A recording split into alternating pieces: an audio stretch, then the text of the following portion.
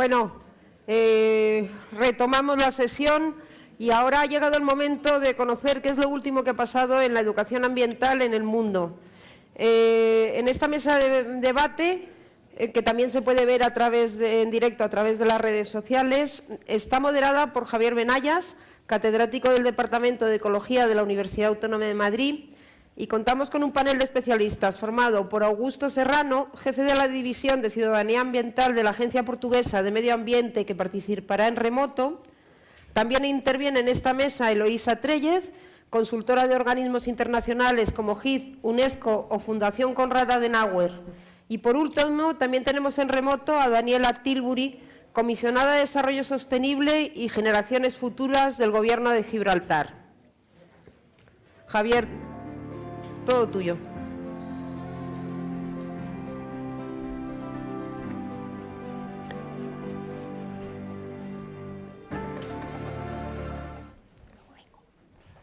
Bueno, pues buenas tardes a todos. Yo creo que es buen momento para iniciar estas jornadas ya metiéndonos un poquito en harina, ¿no? Y quería empezar primero pues recordando que hace 50 años se creaba en Estocolmo el Programa de Naciones Unidas para el Medio Ambiente. 50 añitos, anda, que no son pocos, ¿no? Y 45 tenía lugar el Congreso de Tbilisi y el Plan Internacional de Educación Ambiental, el PIEA, PAEA, algo se parece, ¿no? de hace 45 años. Y hace 40 años, algunos de nosotros nos encontramos en Sitges, en las primeras jornadas de educación ambiental. ¿Cuántos de los que están aquí estuvieron en Sitges? Me gustaría que levantarais la mano. A ver cuántos. Bueno, pues no somos tantos. Yo pensaba que éramos alguno más. Bueno, pues verdaderamente para algunos de nosotros la historia de la educación ambiental en España, que podríamos referenciarla con esa reunión de Sitges, es prácticamente la historia de nuestra propia vida, porque prácticamente estos 40 años nos hemos dedicado a trabajar en esta temática, ¿no? Y realmente tenemos mucha carga de muchas experiencias que hemos aprendido, que hemos vivido, pero siempre desde quizá mirarnos un poquito en el ombligo de lo que hacíamos en nuestra ciudad, en nuestra comunidad autónoma, en nuestro país, ¿no? Y creemos importante que iniciar estas jornadas se hiciera también abriendo un poquito el campo de miras para, de alguna forma, aunque sea de una forma muy rápida, muy corta, muy breve, podamos tener unas pinceladas de algunas experiencias en otros ámbitos más internacionales, ¿no? Entonces, la primera intervención va a ser de Daniela Tilbury. Yo creo que la conocéis porque ha tenido mucha presencia en distintos foros en España, sobre todo en el ámbito universitario. Tiene una implicación muy grande con UNESCO y con los programas que se hacen de educación ambiental y educación para sostenibilidad desde este organismo. Y yo creo que es una persona que nos puede dar esa visión amplia de por dónde están ahora mismo los tiros, por dónde están ahora mismo las tendencias en lo que se está haciendo a nivel internacional europeo y sobre todo desde esa perspectiva de UNESCO. Daniela, cuando quieras, tienes aquí a la audiencia esperando.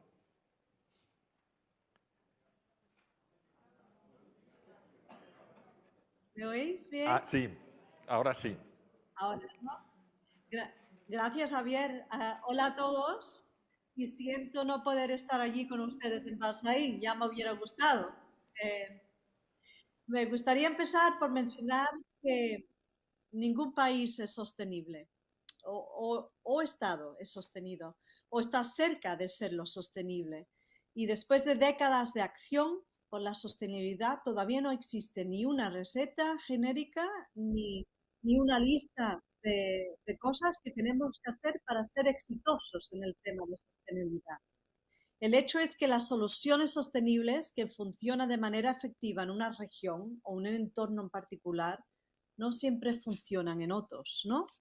Y hay un señor que se llama Robert Prescott Allen que lo define muy bien. Y él dice que para avanzar hasta la sostenibilidad es como ir a un país en que nunca hemos estado y no sabemos ni cómo será el destino ni cómo llegar allí. Entonces, todo esto nos da la realidad de que los gobiernos, las comunidades, las personas han llegado a reconocer de que debemos aprender nuestro camino hacia la sostenibilidad, ¿no? Y por eso la educación, el proceso de aprendizaje es tan importante. El proceso social de aprendizaje y no solo el educativo formal, porque requiere la participación activa de todos para definir la dirección del viaje, evaluar y progresar con mucha regularidad, ¿no? Esto también implica que la sostenibilidad se entiende como un proceso reflexivo y no como un mensaje o lista de acciones a implementar o un nivel que alcanzar. Y todo esto también significa que la pedagogía, los contenidos educativos tienen que reflejar este proceso reflexivo, ¿no?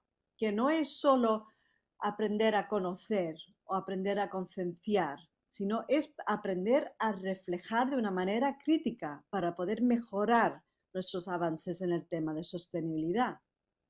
Y la verdad es que hemos aprendido mucho en los últimos años sobre educación ambiental y educación para el desarrollo sostenible, ¿no?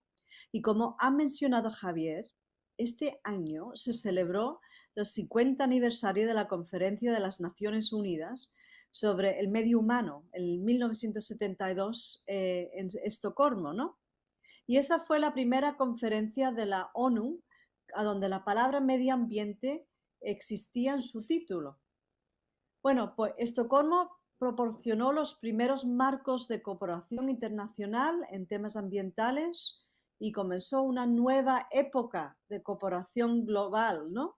Buscando soluciones para reconciliar las tensiones que había en la gestión ambiental. Pero a lo mejor lo más importante fue que Estocolmo también fue el primer sitio a donde se reconoció la palabra educación ambiental de una manera formal. Fue el primero con su resolución 19 que dio permiso, dio enfoque, dio una urgencia a procesos educativos para el medio ambiente. Bueno, pues este año el gobierno sueco y la UNEP me pidió que por favor hiciéramos una reflexión sobre cómo la educación ambiental había cambiado en las últimas décadas, ¿no? Y que identificara qué es lo que se había aprendido sobre la educación ambiental desde el 1971 y 72. Me gustaría compartir con ustedes uno o dos de estos resultados, especialmente dándole enfoque a los temas europeos, porque me han pedido que me enfoque en el tema en la región europea. Pero este informe es muy largo y solo voy a poder sacar unas puntuaciones muy cortas para compartir con ustedes. A ver si cuando hagamos preguntas tendré una oportunidad de dar un poquito más de profundidad a estos temas, ¿no? Bueno, pues algo que dio a resaltar, que salió muy claro de esta investigación, es que los contextos han cambiado mucho desde el 92, como es natural. Y ahora tenemos una juventud que está muy consciente de la problemática ambiental. Muchos sufren de ansiedad climática porque conocen la ciencia y se preocupan por los informes científicos y públicos y se echan a las calles a protestar porque no saben cómo poder contribuir a los cambios sociales o a influir procesos profesionales. Ellos protestan. ¿Por qué protestan? ¿Por qué se echan a la calle? Bueno, para mí porque la educación nos ha fallado y eso es lo que le he dicho yo al gobierno sueco, ¿no? La educación ha fallado a la generación Greta. ¿Por qué? Bueno, porque le ha aumentado la concienciación, le ha dado acceso a la ciencia, pero no la ha enseñado, no le ha dado las herramientas para poder saber cómo influir o asistir al cambio social. Y eso es a donde estamos ahora con la educación ambiental. No solo tenemos que saber, sino tenemos que que poder influir, poder cambiar. Se necesita ver esos cambios. La educación debe de proporcionar la experiencia de cambios, verlos, participar, aprender, a veces fallar en intentar de llevar cambios, porque eso es parte de un proceso de aprendizaje. Y no es suficiente ya exponer a personas o a jóvenes a la naturaleza y esperar que se conecte con la naturaleza, que sean conscientes, pero que después cambien. Porque ese proceso de cambio todavía no lo vemos, no lo habemos perfeccionado o habemos aprendido a poder llevarlos al nivel educativo. Decimos, a veces hablo de cómo la educación es más un espejo que un farol, ¿no? Le decimos a los jóvenes cómo es el mundo por el proceso educativo y no cómo poder cambiarlo, ¿no? Hablamos de lo, informamos sobre los problemas y las cuestiones, le damos una experiencia educativa a donde ellos aprenden a saber, aprenden a ver, pero no necesariamente aprenden a cambiar en su vida cotidiana o a nivel profesional, ¿no? El resultado es que hay esta preocupación, esta frustración en los jóvenes, ¿no? Y entonces el enfoque en Estocolmo estas últimas semanas ha sido en cómo podemos renovar procesos educativos, elevar la educación a otro nivel pedagógico para que podamos navegar y ayudar a los jóvenes y a los mayores a poder navegar los procesos de cambios que son necesarios para la transición ecológica y de sostenibilidad. No podemos realizar los ODS sin esta transición. Y les quiero contar una anécdota, ¿no? Antes de cambiar de punto y decir que no es nada fácil el poder comprender cómo hacer cambios, ¿no? No es nada fácil. Y tenemos que dar oportunidades a las personas a experimentar un poco con el cambio, ¿no? Y a conocer el cambio de cerca, y no como un estudio, sino en la práctica.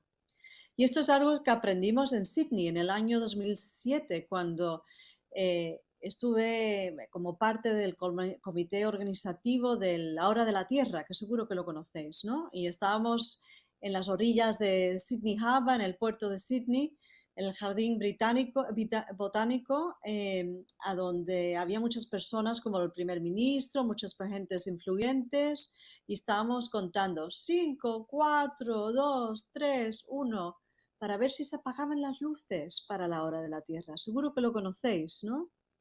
Bueno, y ese primer año no se apagó nada. Tardó 15 minutos antes de que viéramos el efecto de aquella campaña. Claro, el tiempo y los cambios necesitan tiempo y las personas necesitan su tiempo para efectuar cambios. Y ahora, bueno, tantos años más tarde, este movimiento de la Hora de la Tierra es un movimiento global con un impacto muy significante en cuestión no solo de conocimiento, pero también de cambios habituales, ¿no? De cambiar la vida cotidiana y cómo nos relacionamos con la energía, ¿no? Y entonces, eso es solo una anécdota para hablar que cómo tenemos que cambiar un poco el impacto que tenemos por el proceso educativo. El segundo punto que salió sobre este informe es la falta de la educación para un futuro. Y entonces, ¿cómo visualizar alternativas más positivas? Ahora se está marcando camino y el informe de la IPCC nos habla de un cambio climático que va a tener mucho impacto a nivel social, económico, en salud. Y si seguimos en ese trayectorio, va a tener muchísimo impacto a varios niveles, ¿no? Y entonces, ¿cómo podemos crear, no solo cuestionar el cambio, sino crear alternativas? Porque la educación sobre el futuro trae esperanza y presenta mucha positividad hacia el futuro, porque el futuro que nos enfrenta ahora mismo es un poco oscuro, ¿no? Y es muy importante que hablamos de una educación que no solo refleja y reproduce los sistemas y los problemas, la problemática que tenemos o cuestiona la problemática, sino que también presenta alternativas, ¿no? Para que los estudiantes puedan visualizar y localizarse en un futuro alternativo, para marcar caminos nuevos. Eso es algo que también lo hablamos mucho en Estocolmo y que está muy presente en muchos de los trabajos de la Comisión Europea, que hablaré un poquito al final. Tercero, cuando hablamos del cambio climático en particular, últimamente lo que hemos descubierto con el análisis de esta investigación es que hay muchos procesos educativos que simplemente comunican mensajes claves y tienen poca oportunidad los estudiantes para cuestionar algunas de las funciones que subrayan estos mensajes, ¿no? Y que con este empuje de la urgencia no se cuestiona tanto, sino se asume de que hay valores correctos y de que hay acciones correctas y no se nos mete en un proceso educativo a donde podemos cuestionar valores, a donde aprendemos que estamos haciendo la educación ambiental no solo para el beneficio del planeta, sino también para aprender a marcar una educación distinta.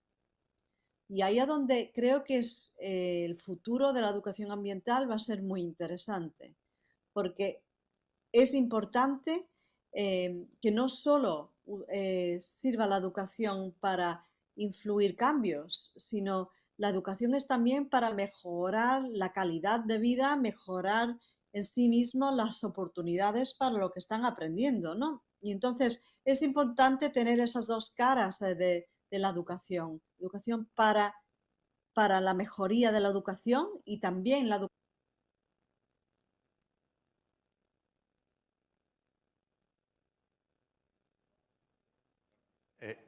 Aprovechando, continuamos con Eloísa.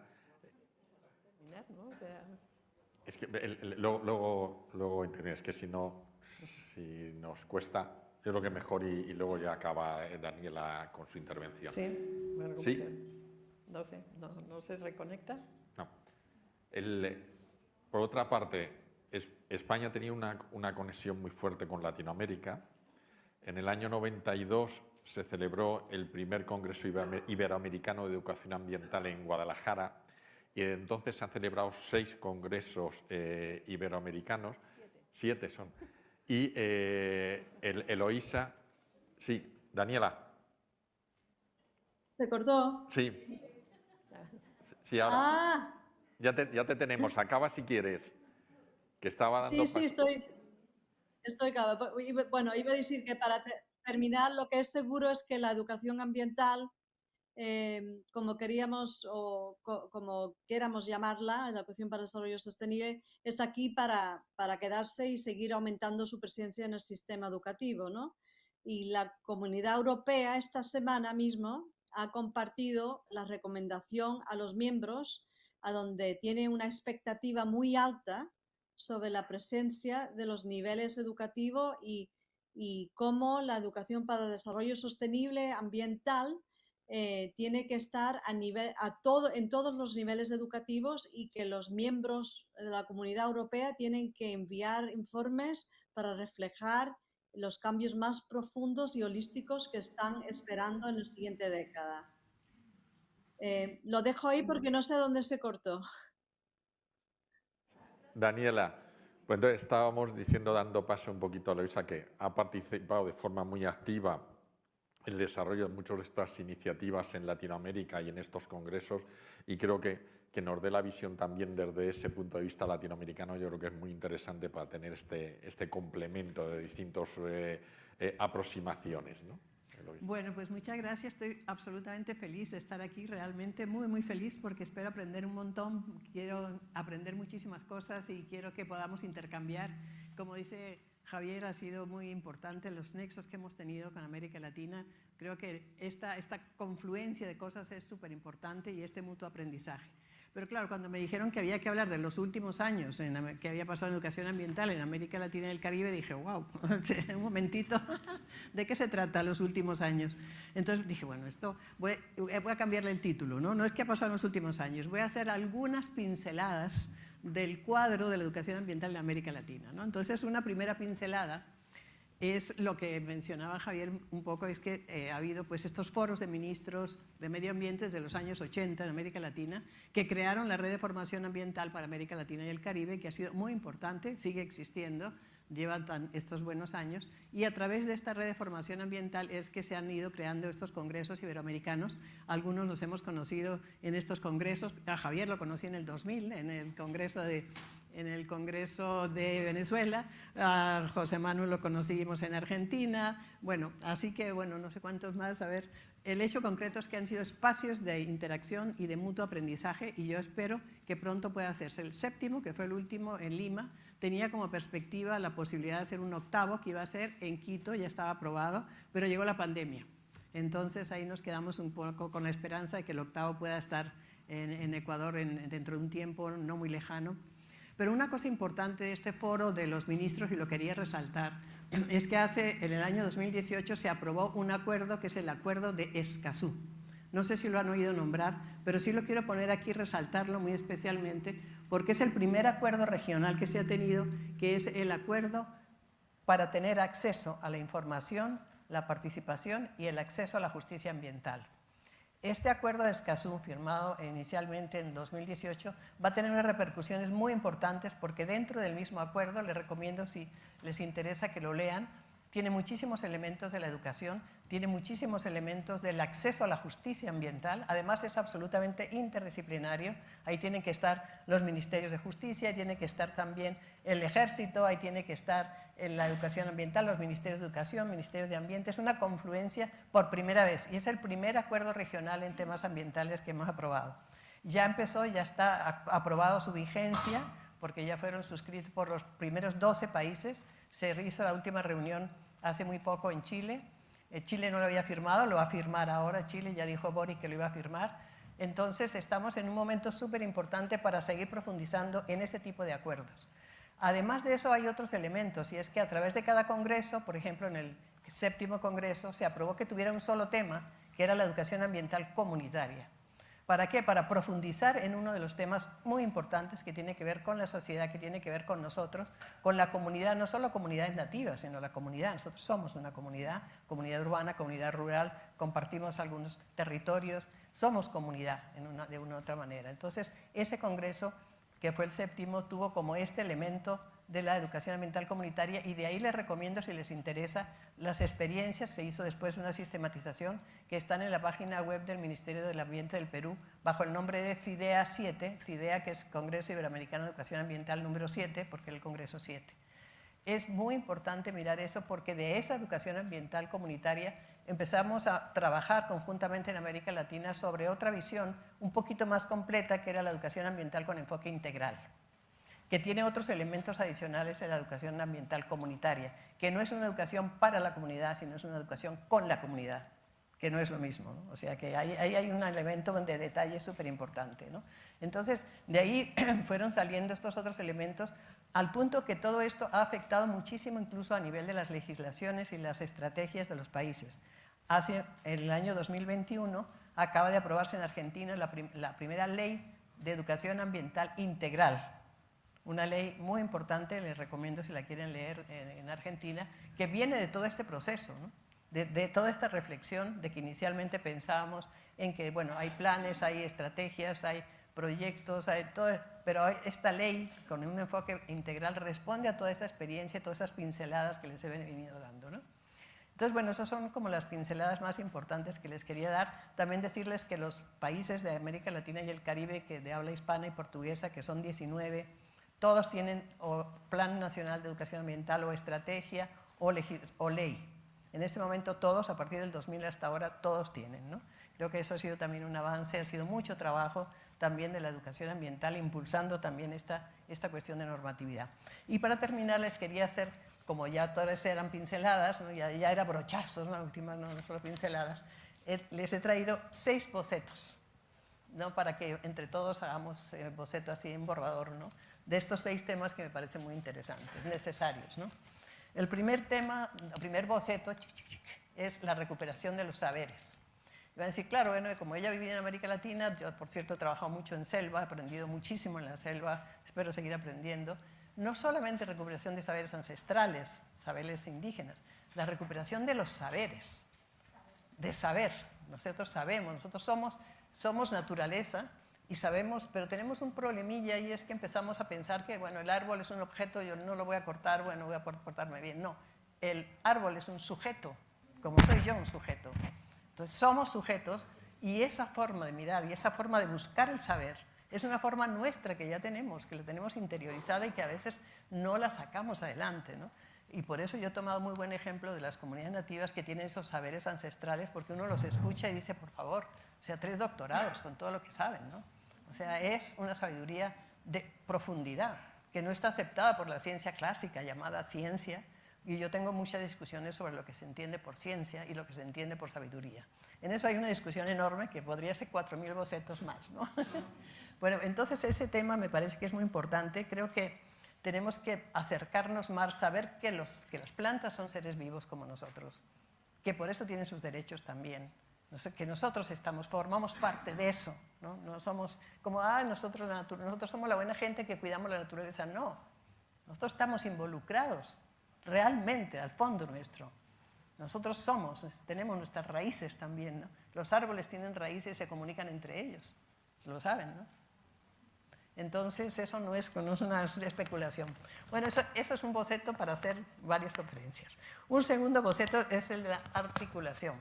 La interdisciplina, intergénero, intergeneracional, inter, todos los inter que queramos, que los publicamos mucho, pero nos cuesta mucho trabajo. Y ahí quiero subrayar la importancia del diálogo de saberes. Porque siempre decimos, nos sentamos en una mesa, diálogo de saberes, y dice mi gran amigo Gustavo Wilches, un colombiano, que dice, bueno, diálogo de saberes está bien, pero yo prefiero diálogo de ignorancias, porque es mejor sentarme y decir no sé, que es lo que no hacemos. Nos sentamos en una mesa, el economista dice esto es mío, el biólogo dice esto es mío, un momentito, no, estos son mis saberes, un momento, diálogo de ignorancias. Eso tenemos que aprender, dejar de decodificar, aprender, ser sencillos y aprender. Ese diálogo de saberes tiene que formar parte también de no solo lo inter, sino pasar a la transdisciplina, que es parte importante de nuestros retos de los próximos años. Luego vienen los aportes a la gestión como tercer boceto. Tenemos que entrar a hacer gestión, o sea, educación tiene que ver con gestión. Tenemos que ayudar a la gestión de las áreas naturales, tenemos que ayudar a la gestión de los conflictos, tenemos que aportar en esos procesos. Eso es nuestro compromiso, no solamente un compromiso en las aulas o que la gente sea mejor ciudadana, no, hay que entrar en todas estas situaciones de conflicto. Tenemos que tener también un papel ahí y yo creo que ahí tenemos que trabajar también metodológicamente nosotros mismos en todas nuestras circunstancias, ¿no? Trabajar en interpretación del patrimonio natural y cultural, por supuesto, trabajar en todos estos aspectos que creo fundamentales. El cuarto boceto, para que sigamos haciendo diseños, es la construcción del futuro, lo decía también ahora Daniela, ¿no?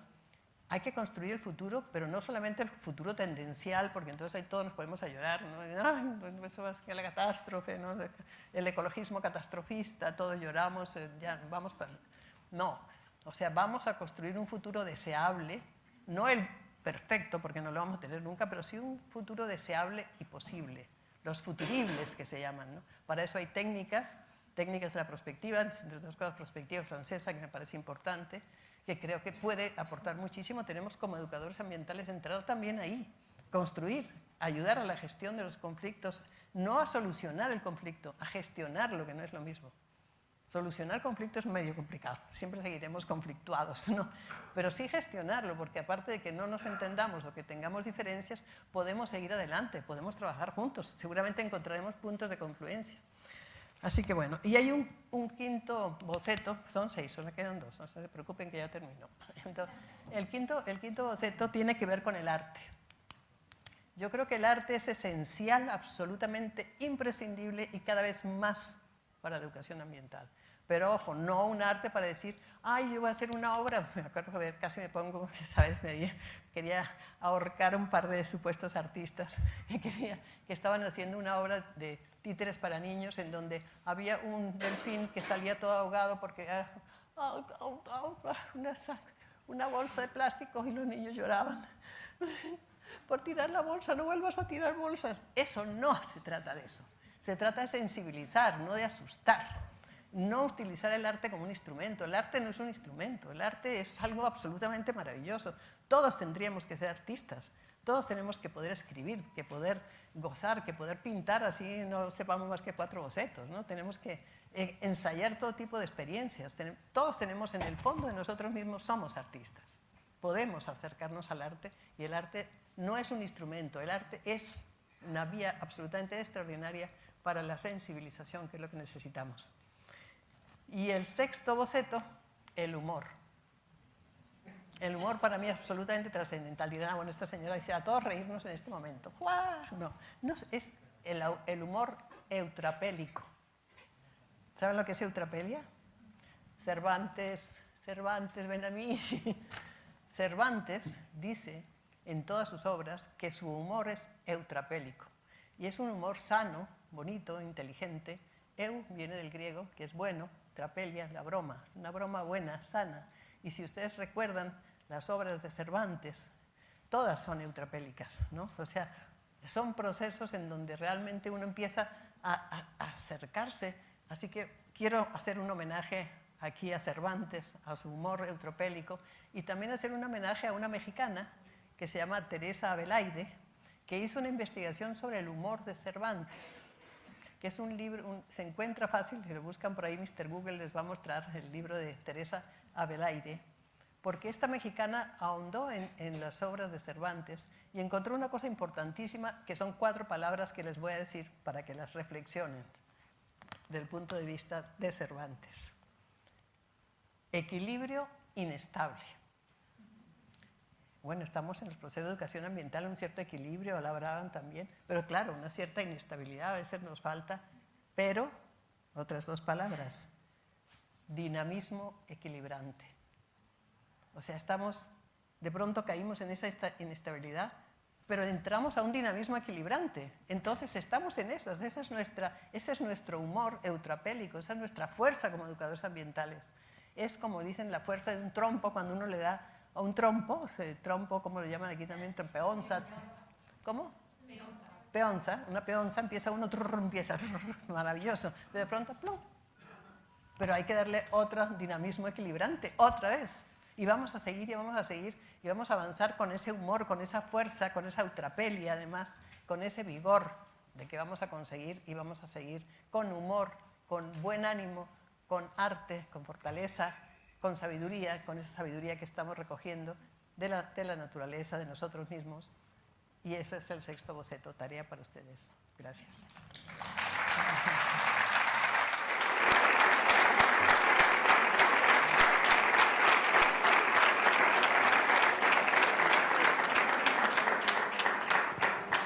Sí, sin duda los educadores ambientales han aprendido mucho esto del equilibrismo, ¿no? y de ir en la cuerda floja, ¿no? La tercera brochazo, como dice Eloísa, nos viene de Augusto, de aquí al lado de Portugal, que nos va a contar un poquito su experiencia y qué pasos han estado dando ellos. Va a hacerlo en presentación, él va a hablar en portugués y va a hacer una presentación que está en castellano, creo, para poder seguirlo mejor a los que les cueste un poquito, pero yo creo que con un poquito de esfuerzo se entiende bien, ¿eh? Augusto, cuando quieras. Muito obrigado. Desde já agradecer o convite para a Agência Portuguesa do Ambiente estar presente nestas jornadas e poder apresentar aquilo que foi o nosso caminho para uma estratégia nacional de educação ambiental. Eu peço para projetarem a apresentação, que está em espanhol Google. Espero que não tenha muitos erros e que Cervantes me perdoe se assim o estiver. Nós começámos com a Estratégia Nacional de Educação Ambiental ainda em 2016 e criámos um plano metodológico para a conseguir. Esta foi, porventura, a terceira tentativa formal de conseguir uma estratégia em Portugal. E passo para o seguinte, por favor. E o seguinte. E, portanto, o nosso plano, começámos por construir um documento com alguns especialistas, convidados de organizações da sociedade civil, um documento que nós chamamos de Caminho para uma Estratégia Nacional. E com este primeiro documento nós fizemos um roadshow em Portugal, portanto, fomos às 5 regiões administrativas de Portugal continental apresentar em sessões temáticas dedicadas mais ao ensino, mais às empresas, mais às organizações não governamentais de ambiente e, portanto, à própria administração pública. Tentámos em cada região, assim, fazer este roadshow, mostrando aquilo que era o documento e tentar recolher aquilo que seriam as opiniões de um primeiro documento. Depois consolidámos esse documento e apresentámos então uma proposta de estratégia. E essa proposta depois foi sujeita a um período de discussão pública, de consulta pública formal, durante um período de, penso, mais de 30 dias, que esteve em consulta, e depois voltámos com o que recebemos e consolidámos um documento final para a apresentação em Conselho de Ministros. Tivemos a sorte de ser mais ou menos coincidente com o dia 5 de junho e no próprio Conselho de Ministros dedicado ao ambiente no dia 5 de junho de 2017 conseguimos que fosse aprovada essa estratégia. Não foi fácil, principalmente conciliar as opiniões de todos os ministérios dentro de um único documento que nós queríamos curto, conciso e operacionalizável e não um documento académico. Mas conseguiu-se e ainda no ano de 2017 conseguimos então que começasse o financiamento a esta estratégia. Seguindo, por favor.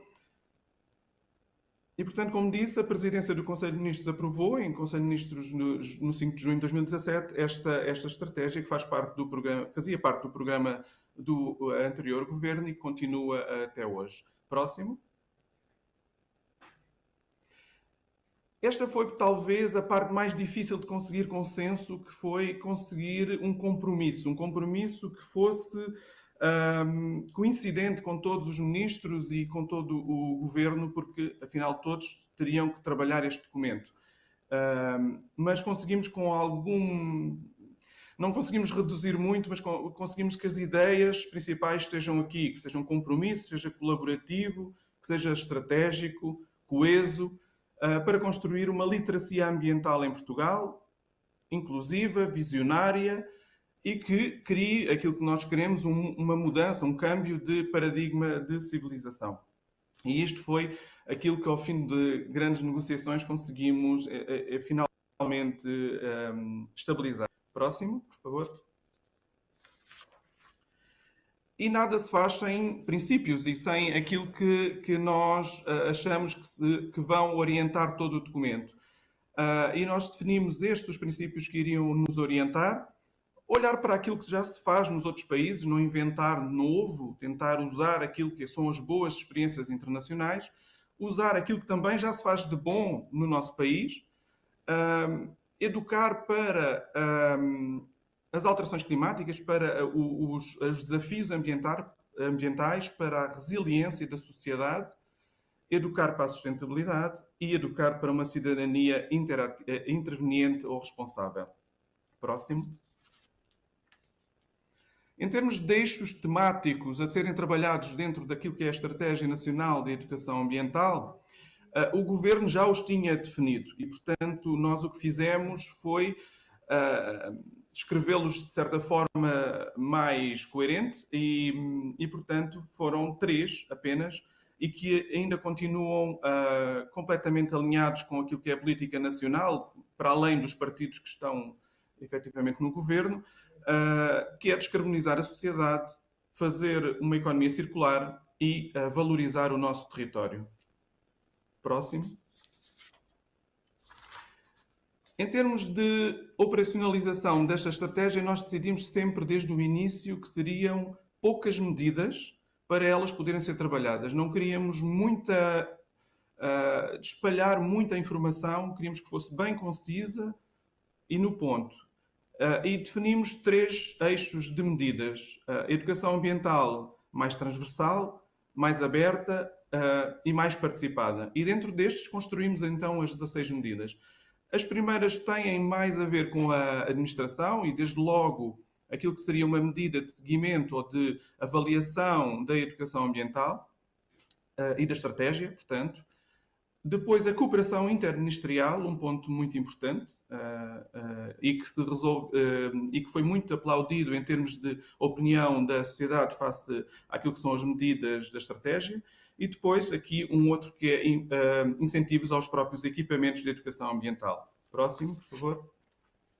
Ainda continuando na educação ambiental mais aberta, implicar os cidadãos no seu quilómetro de ação, valorizar o voluntariado ambiental, quer em concursos públicos, quer nos currícula, a integração dos temas ambientais nos currícula escolares, também a valorização curricular da participação em atividades de educação ambiental, a formação da administração pública, central e local, a formação no setor empresarial. Próximo. E depois, aquilo que é mais comum, por exemplo, promover campanhas de comunicação e dirigidas aos cidadãos, ou estimular programas e atividades de educação ambiental ou os programas municipais de educação ambiental. Em Portugal, os municípios são dos agentes mais dinamizadores de programas de educação ambiental, à parte das escolas e das organizações não governamentais de ambiente. Daí a importância de uma medida específica para os municípios terem o seu programa municipal. Depois aqui um ponto, este ponto 13 é importante porque Portugal tem também uma estratégia de educação para a cidadania e é nesta disciplina que são trabalhados os temas ambientais. E, portanto, o que nós fizemos com o Ministério da Educação foi promover um referencial de educação ambiental para a sustentabilidade, que é um documento para ajudar os professores a trabalhar este tema nesta disciplina específica. E depois, aqui também, melhorar o estatuto, promover o estatuto das organizações não governamentais de ambiente. Um ponto importante, quer em termos de financiamento, quer em termos de estatuto. Próximo, por favor. E depois, no que diz respeito à educação ambiental mais participativa, promover a participação pública e as iniciativas de reflexão e debate, como esta que estamos a participar. Agora, para construirmos isto, nós, na nossa estratégia, o que sempre definimos é que gostaríamos que, desde logo, estivesse alocado financiamento para estas medidas. Isso era um ponto muito importante e, muitas vezes, era aqui que falhava a construção de uma estratégia. Nós conseguimos, próximo slide, por favor, conseguimos um compromisso político de pelo menos 1,5 milhões de euros anuais através do nosso fundo ambiental. Houve um ano em que se conseguiu um pouco mais de dinheiro. Mesmo a estratégia supostamente ser até 2020, temos o compromisso político de continuar e, portanto, quer em 2021, quer já este ano, portanto, em 2021 houve avisos do fundo de 1,5 milhões de euros. Em 2022 haverá também de 1,5 milhões de euros, não obstante de termos uma estratégia que seria finda em 2020. E depois temos aqui um programa operacional de recursos que financia um conjunto de projetos e neste programa operacional uma percentagem específica do cofinanciamento tem que ser alocada para ações de educação ambiental e sensibilização ambiental. E, portanto, dali os 12 milhões de euros que foram usados para este fim através do POCUR. Próximo, por favor. E aqui fazemos uma análise daquilo que foram as candidaturas, ou seja, as aplicações para os candidatos a projetos e aquilo que foram os financiados com os valores. E podemos ver que temos 230 projetos financiados de educação ambiental através deste fundo ambiental. Próximo, por favor.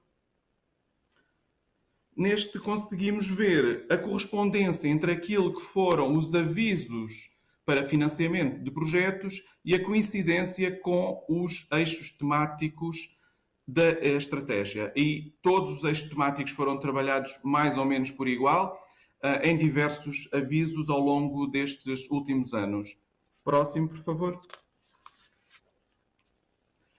Aqui também a coincidência com os ODS, com os Objetivos do Desenvolvimento Sustentável, e percebermos quais estávamos a trabalhar, uns mais, outros menos.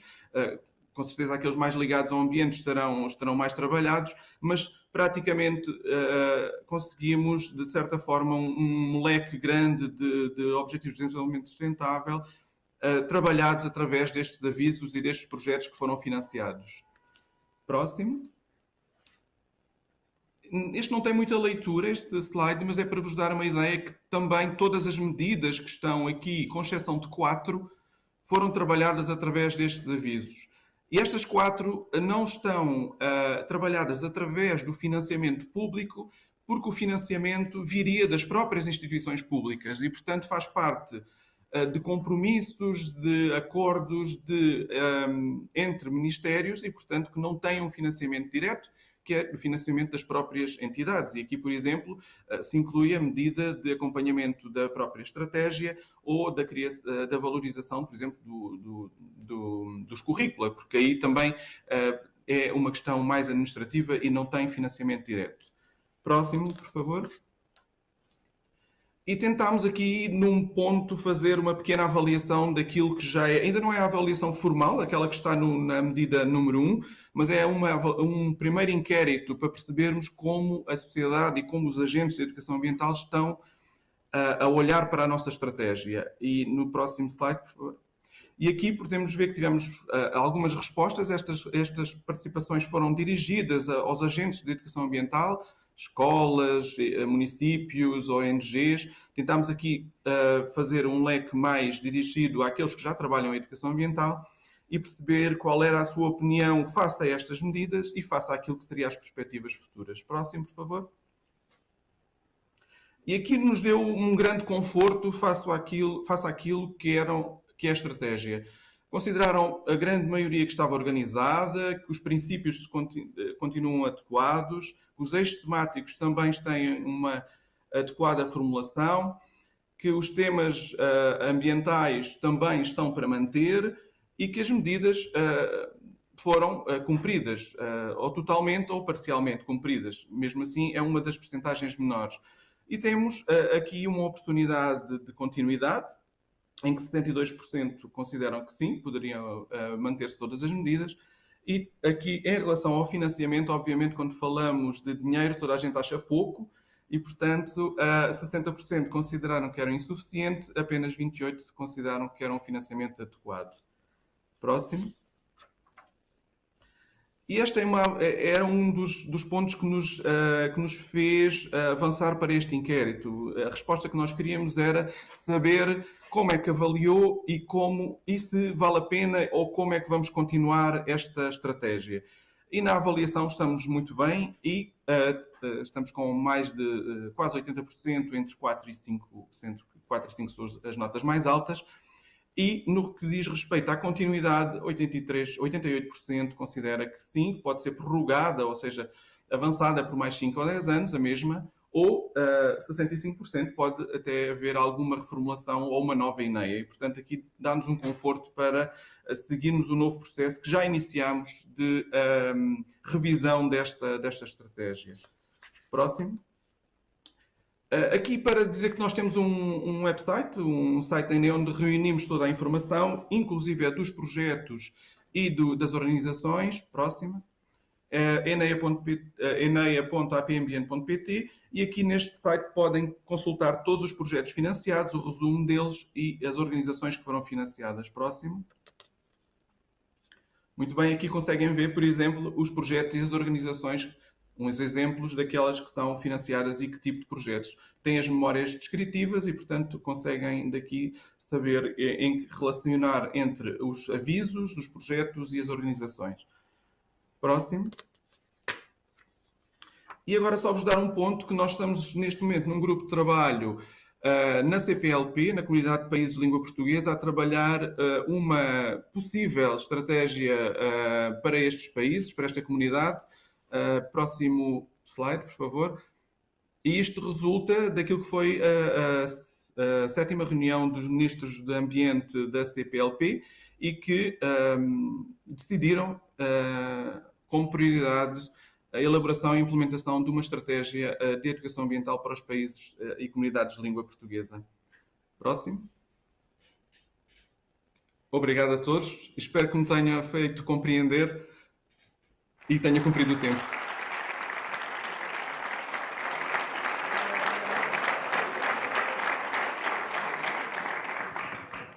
Gracias, Augusto, por tu contar con detalle vuestra experiencia, que esperemos que aquí se pueda aprender cosas también para aplicarla al PAEAS, ¿no? No nos queda prácticamente tiempo, pero voy a dejar por lo menos una intervención breve de cada uno de vosotros.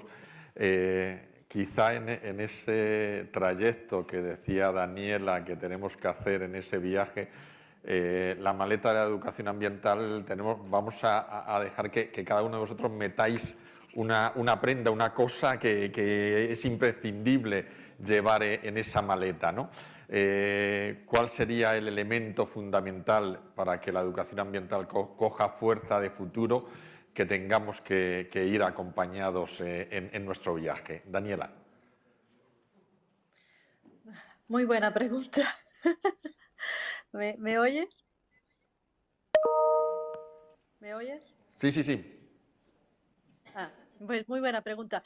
Yo diría que un compás de orientación al futuro, porque miramos mucho atrás, miramos mucho al presente, pero si no tenemos una orientación hacia el futuro y cómo el futuro puede ser alternativo al que tenemos ahora mismo, nos quedamos un poco pegados en el suelo a donde estamos ahora.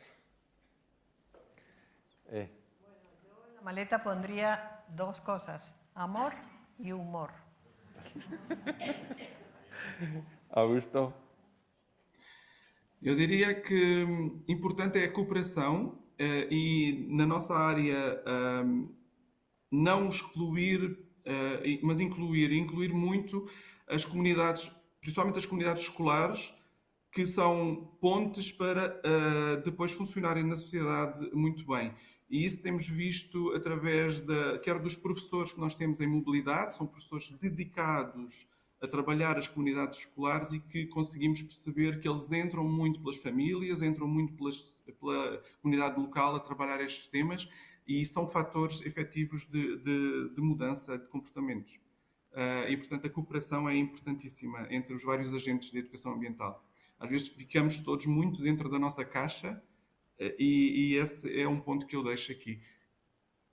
Muchas gracias, Augusto. Ninguno ha dicho que hay que tener dinero para comprar el billete, ¿eh? Es decir, que todos es muy de actitudes y valores. Bueno, pues yo creo que nos encantaría seguir, pero creo que el tiempo ya se nos ha ido y creo que no hay opciones de preguntas o lo que me... Ya, pero no sé si... Decirme si hay... Sí, tiempo, sí tiempo. Pues dejamos a que hagáis 3 preguntas seguidas y así podemos acumular y que 3 personas intervengan. Allí hay Eduardo y Joséchu, pues ya están las 3. Hola, buenas tardes, me llamo Eduardo, pertenezco al grupo de investigación Educa de Crecimiento de la Universidad de Sevilla y quería hacer una pregunta, ya que estamos hablando de construir un futuro alternativo, pienso yo que en esa maleta o en esa mochila yo metería algo que es una petición a mis compañeras y compañeros que trabajamos en educación ambiental. Yo llevo 47 años trabajando en educación ambiental y la petición es muy sencilla. ¿Habéis visto la película No mires arriba?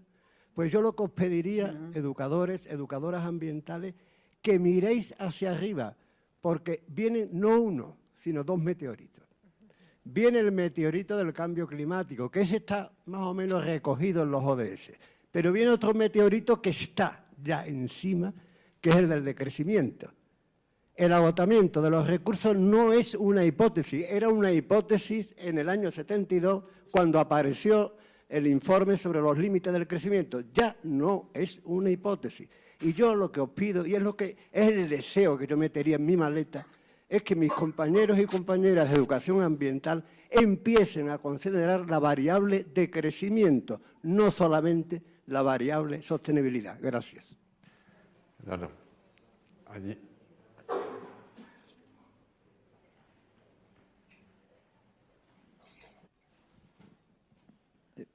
Mi pregunta es con relación a lo que ha dicho Daniela, que metería en su maleta, ¿no? La brújula, ¿no? Bueno, no sé si me veis, pero yo soy el que prácticamente del único que vengo claramente identificado. O sea, sabéis a qué me dedico. Entonces, yo en 32 años que llevo ejerciendo este trabajo, no he encontrado todavía a nadie que no le guste el medio ambiente, que no defienda el medio ambiente y que no proteja el medio ambiente. Y he encontrado, por mi trabajo, gente que contamina ríos, corta árboles, etcétera, etcétera. O sea, yo además trabajo muchas veces con los malos de la película, ¿no? No solo con los buenos, sino con los malos. Entonces, en esos 50 años que han transcurrido desde Estocolmo, ahí en Estocolmo teníamos teníais como más claro cuál era el objetivo. Pero mi pregunta es ahora, ¿cuál es el objetivo? Si realmente tenemos claro cuál es el objetivo, porque si yo en 30 años, todo el mundo que he visto, que hemos estado educando en estos 50 años, ya creen que lo están haciendo todo bien, no sé qué ha pasado. Aquí, adelante. Aquí. Hola. Bueno, fundamentalmente a Daniela, pero a los tres. La obsesión desde que estoy trabajando en esto, ya hace también unos cuantos años, es cómo pasar de la toma de conciencia a la acción en todos los ámbitos y en todos los sectores. Entonces, cuando has hablado de navegar o enseñar en la escuela a navegar para la transición, me gustaría que nos dieras un par de ejemplos de cómo poder hacer eso, porque es un auténtico reto. Gracias. Daniela, empieza tú si quieres. Sí, pues muy buenas preguntas. Sí, esto yo insisto de que la educación nos ha fallado y aunque hemos tenido, como ustedes, 30 años, algunos ustedes 40, en este tema, hemos dado todo lo que hemos podido, pero no hemos llevado la educación donde tiene que estar, porque le doy un ejemplo de cómo podemos afrontar esto y cambiarlo. Yo llevo un programa ahora que se llama el Futures Forward Academy, la Academia para el Futuro Adelante, ¿no? Se traduce, y es un programa para los que han salido de la universidad, que se consideran que han hecho muy bien académicamente, que han ido a las mejores universidades, que están súper educados, que están concienciados con el medio ambiente, están muy cometidos y vienen a este programa y le proponemos de que en 6 meses tienen que planear y actuar un cambio profesional en su entorno, en su familia, en su comunidad. Ellos escogen el cambio, ¿no? Y lo nombran. Y lo que solo tienen que hacer es planearlo y empezar a efectuar ese cambio. Ese es lo que le pedimos, ¿no? Y escogemos a estos estudiantes que tienen que tener unas marcas muy buenas, escolares, que se considera que son líderes y que están profundamente cometidos. Bueno, pues llevamos a 15 de los mejores, como se puede decir, que están en el programa, y te digo que es difícil de explicar lo difícil que es para ellos empezar a planear un cambio o a tener la mentalidad de poder dar una idea a cómo empezar a hacer cambios. Ellos han aprendido al nivel escolar de que si quieren hacer un cambio, lo que tienen que escribir son los argumentos muy fuertes, muy claros, ir delante de un político o delante de un jefe de corporación y sentarse y leerles por qué tienen que cambiar ello, por qué tienen que cambiar la situación de lo que están haciendo. Y que si ponen la ciencia y los argumentos delante de estas personas, que el cambio va a pasar. Y no comprenden de que los cambios es como un juego de oca, es una situación muy complicada. Hay muchos factores que nos ayudan a avanzar el cambio o que retrasan el cambio, ¿no? Hay muchos factores y hay que planear el cambio, hay que comprender las perspectivas y los obstáculos para poder establecer estrategias para el cambio, y hay que, lo que es trial and error, hay que intentar empezar por un lado a ver a dónde llegamos, y si eso no funciona hay que reflexionar y entrar por otra puerta, y hay que insistir y percibir y ser resilientes para poder efectuar un cambio pequeño. Bueno, ¿qué ocurre? Primero, que no tienen las herramientas para empezar, y segundo, que cuando cogen un obstáculo, levantan las manos y se van. Porque no hemos enseñado tampoco cómo hay que persistir e insistir y aprender de las situaciones para hacer mejor nuestras intenciones, ¿no?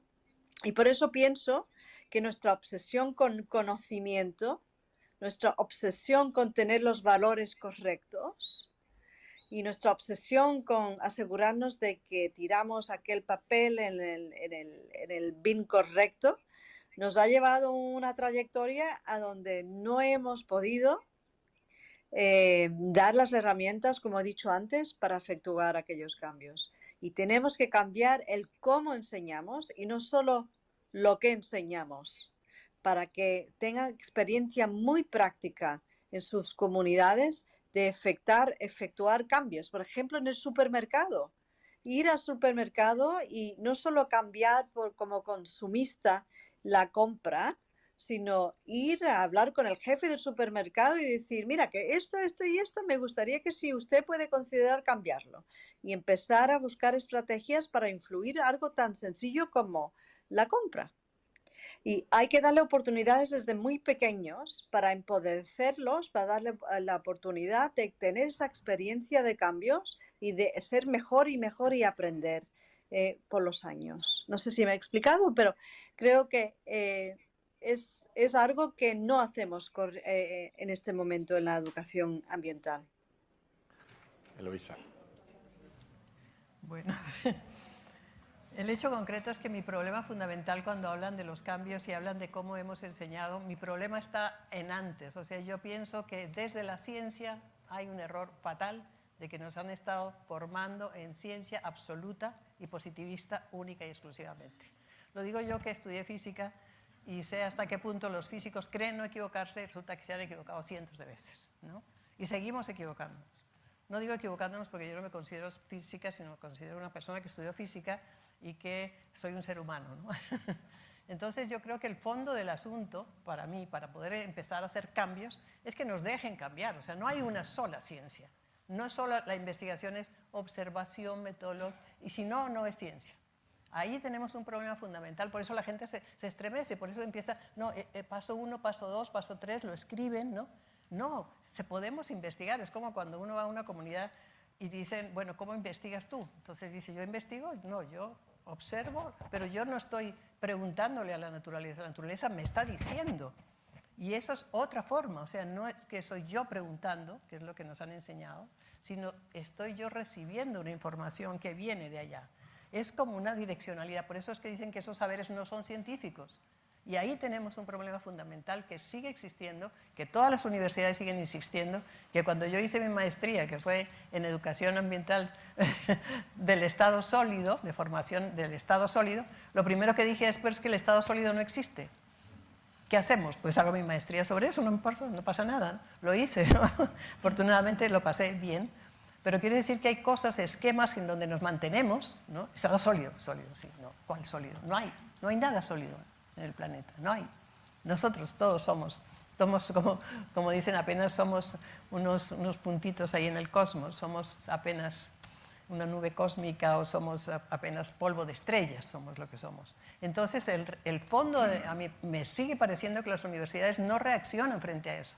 Hicimos un posgrado en formación que tenía que ver con saberes interculturales, un diplomado, en donde pedimos a muchas universidades que permitieran que un sabio amazónico pudiera ser profesor, diciendo, ¿y qué título tiene? Sabe más que cualquiera de nosotros. Ah, no, pero no tiene título. Pasé por 6 universidades rogando que por favor nos permitieran hacer ese posgrado, pero que uno de los profesores fuera ese maestro. Hasta que llegó una universidad, la Universidad Ricardo Palma, donde hicimos esto, tuvimos un premio de la UNESCO por ese posgrado, porque hicimos poner la sabiduría, ¿qué dice la ecología sobre esto? ¿Qué dice la sabiduría ancestral? ¿Qué dice la sabiduría ancestral? ¿Qué dice la ciencia? Ponerlos en paralelo. Ambos son importantes, pero tienen que articularse y tienen que comprenderse mutuamente. Entonces, eso, pero 6 universidades pasé y los rectores decían, estás loca, ¿no?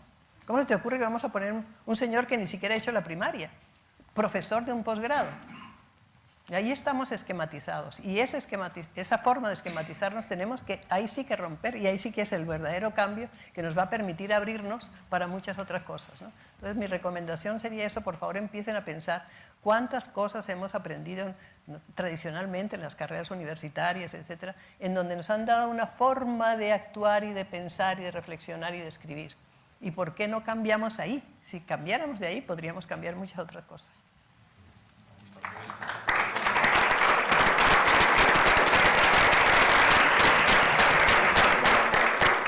Augusto, ¿quieres decir alguna cosa ya para acabar? Eu concordo totalmente com o que disse a Daniela em relação ao ensino. Não podemos dizer que há pouca educação ambiental. Eu acho que nunca houve tantos programas de educação ambiental, tanta informação ambiental, tanta gente a trabalhar estes temas. Se calhar estamos a fazer de uma forma que não é eficiente e os resultados não estão a surgir com a rapidez que nós gostaríamos que tivessem, que os políticos gostariam que tivessem. Mas também acho que é um processo demorado de mudança de consciências e que temos que adotar novas metodologias de ensino, novas metodologias de abordagem e principalmente entrar pelas universidades. Pelo menos em Portugal nós sentimos que as universidades ainda são muito resistentes a incluir estes temas ambientais em outras formações que não são diretamente ligadas ao ambiente, como por exemplo finanças, economia, que são muito importantes para depois o funcionamento da sociedade e para a mudança de comportamentos nestas áreas. E sentimos isso que, sinceramente, as universidades ainda carecem de programas e de maior informação e inclusão destes temas nos currícula formais e não formais das universidades. Deixaria este ponto. Gracias, Augusto. Pues yo quizá para acabar, sabéis que soy concejal, o algunos lo sabéis, concejal de mi pueblo. Y cuando yo intento implantar un programa de sostenibilidad en mi municipio, sé que cuento con un 5 o con mucho un 10% de personas entusiastas que van a apoyar ese programa, ¿no? Y como mucho otro 5 o 10% de personas interesadas, con una cierta motivación, que tengo que animarles, incentivarles y sobre todo incentivarles económicamente. Pero queda el 80% restante. Ahí es donde tenemos el gran reto de la educación ambiental. Es decir, en cómo llegamos al no convencido y a aquel que de alguna forma pasa olímpicamente de lo que nosotros queremos transmitir, ¿no? Y de alguna forma, cuanto más insostenible es el mundo, como decía Daniela, más importante va a ser la educación ambiental y la educación para la sostenibilidad. Y que los educadores ambientales seamos esos maquinistas de ese tren que tenemos que encontrar esa brújula para intentar marcar ese paso, ¿no? Bueno, yo creo que con las intervenciones de Daniela, Eloísa y Augusto habéis tenido unos brochazos, como decía Eloísa, que pueden sentar una buena base para lo que van a ser estas jornadas. Gracias por estar ahí a las 3 y seguimos.